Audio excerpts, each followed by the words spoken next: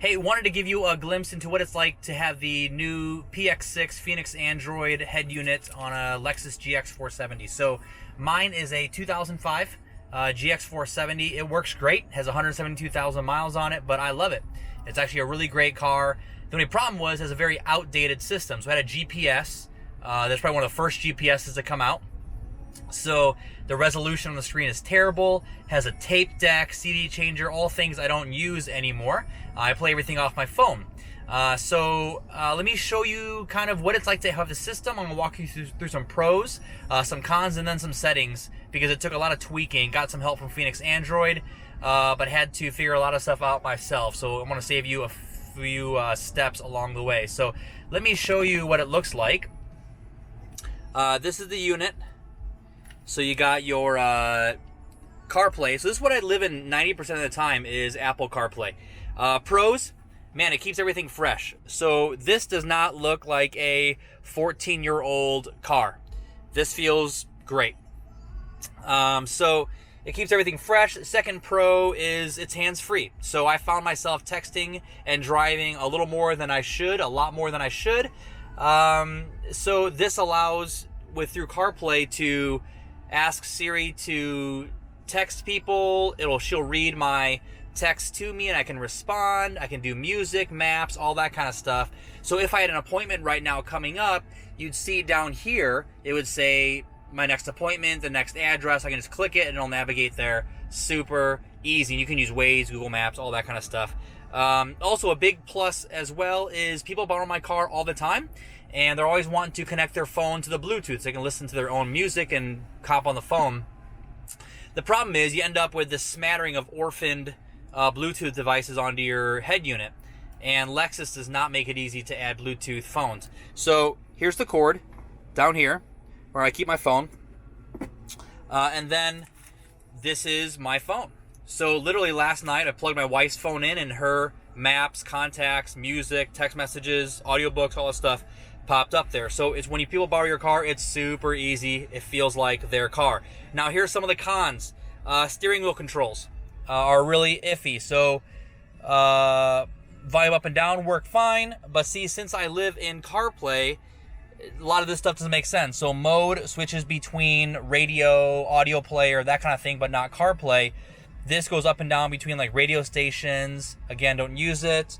This makes phone calls for Bluetooth, which I'm not connected to. This mutes and unmutes, which I guess is handy. I wish this one would like fire up Siri. So they're saying that there may be a software update for that. So that's the first con, is steering wheel controls. Second one is a little bit of a dated vibe. If you look at these icons here, man, that's what like a Palm Trio looked like in 1994, if you remember those days. So I don't know, man. I'm not a big fan of these. They're very Androidy, but whatever.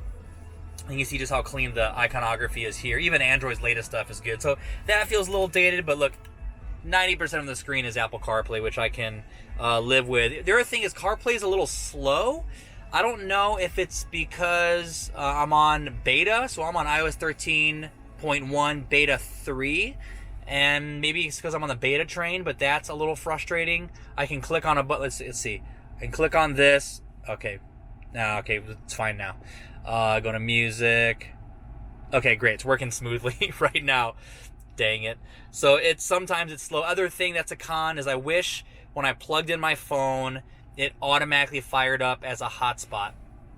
Because there's times where, I want to go and watch a YouTube video, obviously when I'm parked, and I can't because I'm not connected to the internet. So I need to fire up hotspot, even though it's already on my phone. I need to go up here and try to connect through Wi-Fi, blah, blah, blah. So it's a little frustrating, but I can live with it. So that's really the only other con. As far as settings go, let me walk you through some of the settings, because this is going to save you a lot of grief. Go over to settings. Let's see. Let's go to equalizer. Equalizer. Just click reset. All right. So just go through and just use their default settings. I'll tell you why in a little bit. User settings. think you want to do anything with these. Maybe just change car auto Apple to mobile connection. Auto run car auto when your phone is connected. That's like, say my car's already on, I plug in my iPhone, it automatically fires up CarPlay. So that's good. Dimmer settings, that's kind of what you wanted. Okay, here's the other thing. Console. This is where the magic is. It took me forever to figure out. When you go to console, FR is front rear, LR is left right. You want them both at 7. They came factory at 14, which means that it was all the way to the rear and all the way to the right. You want it at 7. ASL, that's a speed control volume. I can't change it. Bass, I have mine set at bass 3, treble 4, middle 1. Kind of a smiley face, EQ. It works. You can tweak it from there. Current volume 37. This was down to like 20. That messed everything up. I set at 37. It seems to be my sweet spot. Everything else I kept the same. I'm trying to think. I think actually, let me go back to settings and go to install set. 8861 is your password. Go down. I set all these games at about 30. 29, 30. And that is my sweet spot. That took me forever to figure out. I think that's all the settings. So, look, I hope that's helpful. This is a great unit. It's going to get better with software updates, but it works great. I have the rear camera installed, so it works great. No problem so far. It's a little hard to see during the day when the sun hits it just right, and it's a little too bright for me in the evening, so I wish I could bring it down a little dimmer. I can't do anything about the sun during the day, but all in all, I'm loving it. It makes it feel like a fresh new car. Highly recommend getting it. I got it on a deal during Labor Day, so I think I paid like $628 with shipping, with the CarPlay added, with the backup camera, all $628 shipped, and they next day aired it from Hong Kong. So super happy. Phoenix Android. I think there's a referral code. Reach out to me if you want a referral code. I think I can get you like another $10 off, but if you ask them, they might just give you $10 off too.